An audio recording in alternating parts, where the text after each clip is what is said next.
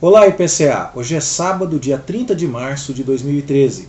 Nós estamos juntos há 342 dias lendo a Bíblia e hoje vamos ler os capítulos 13 a 15 do livro do Êxodo. No capítulo 13, nós começamos com uma ordem de Deus que está profundamente conectada à última das pragas. Deus libertou o povo de Israel do Egito através da última praga, que foi aquela em que o anjo destruidor de Deus matou os primogênitos egípcios, mas os primogênitos israelitas foram preservados mediante a morte de um cordeiro sem defeito, macho, de 1 ano, um cordeiro inocente cujo sangue foi passado na verga das portas. Isso mostra que os primogênitos em Israel foram preservados graças àquele método de morte de um substituto inocente que Deus apontou. Isso significa, na prática, que Deus tem o direito sobre a vida dos primogênitos dos israelitas. E isso aponta de forma ainda maior que Deus tem o direito sobre a vida de todos os israelitas. Porque a ideia de consagrar o primeiro é a ideia de consagrar tudo.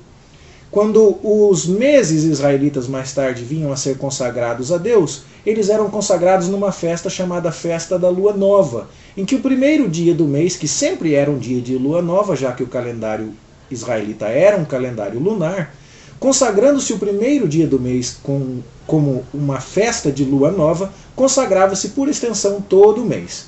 Assim também acontece aqui. Quando o primogênito, que foi poupado através do esquema que Deus desenhou na 10ª praga, era consagrado a Deus, era como se todo o povo de Israel tivesse que reconhecer que ele era um povo comprado por Deus. Foi isso que José e Maria, por exemplo, fizeram quando Jesus nasceu. Era o primogênito de Maria e eles foram ao templo oferecer sacrifícios, entendendo que Jesus era posse de Deus, assim como todo o povo de Israel era posse de Deus. E isso está, portanto, profundamente conectado à praga e à liberdade que Deus promoveu para o povo de Israel. Em conexão também, nós vemos no capítulo 13 a ordem para que o povo celebre a festa dos pães asmos. 7 dias eles comeriam pão sem fermento, lembrando que saíram do Egito às pressas, fazendo um pão rápido para levar na viagem, um pão que não teve oportunidade de fermentar. Além de que, naquela época, o fermento sempre era feito como quando você extraía um pouco do pão velho para colocar dentro do pão novo. Quem faz iogurte natural sabe disso. A gente pega sempre um pouquinho do iogurte anterior e coloca no novo leite para que aquilo fermente. Uma vez que o povo de Israel saía do Egito, eles saíam da vida de escravidão para uma vida nova. Nada do velho devia estar no novo. E assim, eles saíram levando pão sem fermento, e por 7 dias no ano não comiam fermento nenhum para lembrar. Saímos do Egito para uma vida nova, totalmente consagrada a Deus. Somos de Deus. E isso vai ser lembrado na festa dos pães asmos e na consagração dos primogênitos. O verso 14 do capítulo 13 fala bem disso. Quando teu filho amanhã te perguntar, mas o que é isso? Você vai explicar que Deus tirou o povo da escravidão, que Deus cumpriu todas as suas promessas e vai explicar esses símbolos em conexão com a história de Israel. História que dava esperança ao povo. A mesma esperança que foi a esperança de Abraão, de Isaac, de Jacó e de José.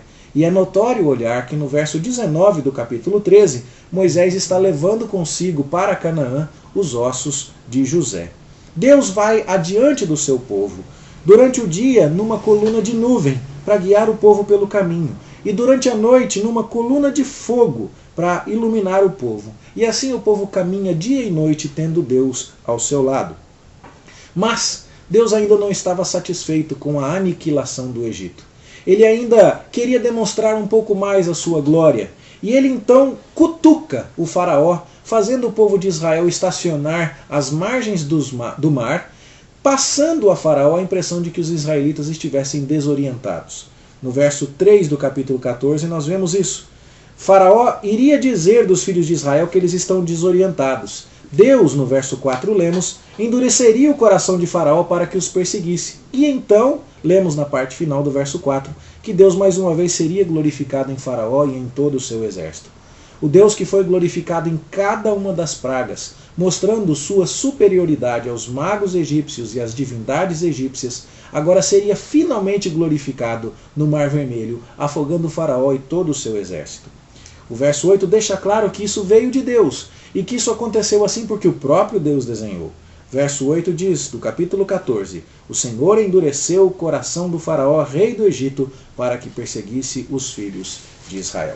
É claro que os israelitas ficaram assustados e murmuraram e falaram com Moisés, mas Moisés falou, calma, o Senhor vai pelejar por vocês, diz ele no verso 14. E foi o que aconteceu.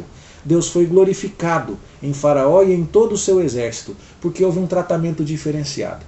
Para os seus escolhidos, Deus foi proteção. Para aqueles que se opunham e perseguiam os seus escolhidos, Deus foi juízo.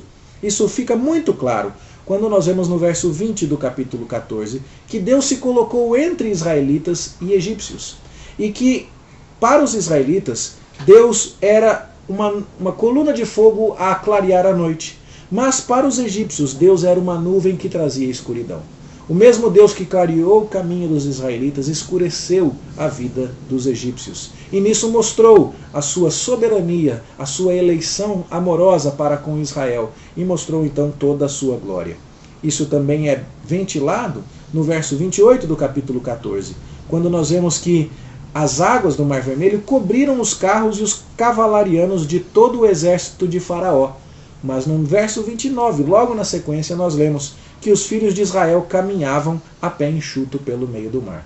Um é o tratamento de Deus para com Israel, por causa da aliança, das promessas feitas a Abraão, Isaque e Jacó. Outro é o tratamento para com os egípcios, para com a linhagem amaldiçoada de Cã, Misraim, como lemos ao falar lá em Gênesis capítulo 10.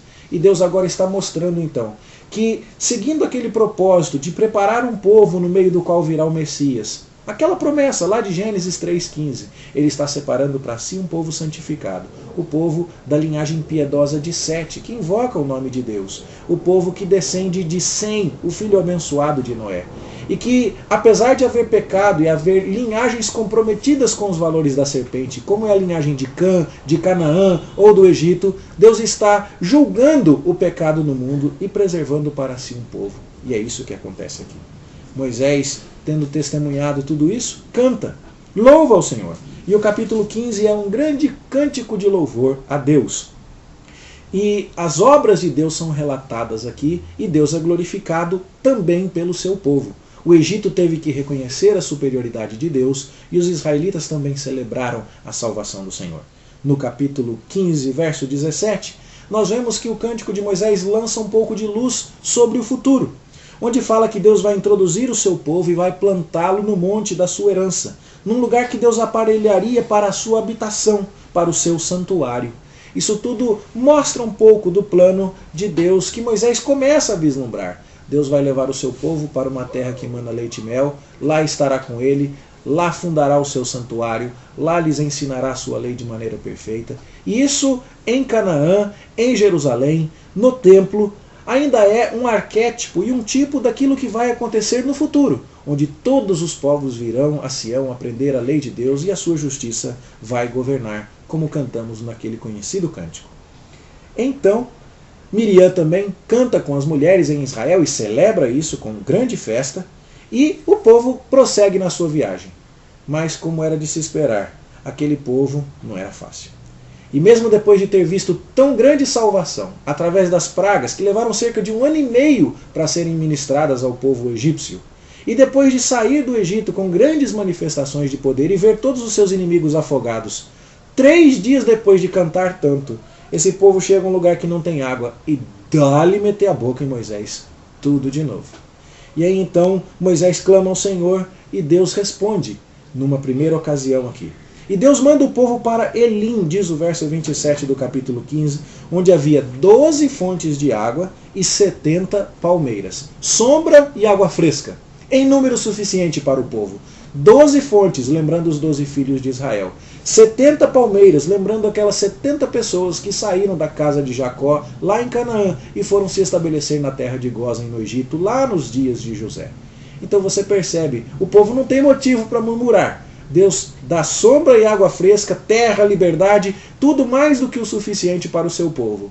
Mas infelizmente não é isso que nós vamos ver.